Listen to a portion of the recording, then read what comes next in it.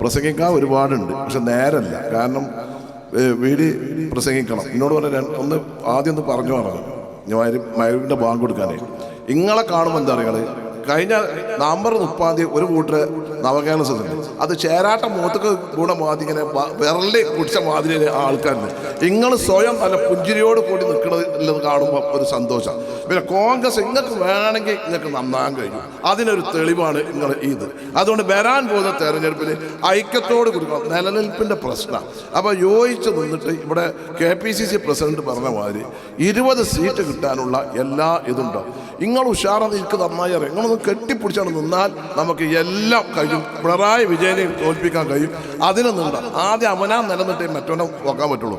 ഇപ്പം മറ്റൊരെന്തെങ്കിലും ഇരടുമ്പോൾ നമ്മൾ അതിൻ്റെ പിന്നാലെ പോകണ്ട. നമുക്ക് അവരൊക്കെ ഏത് അർത്ഥത്തിലും CPM നേരിടാം. കോൺഗ്രസ് വലിയൊരു പാർട്ടിയല്ലേ.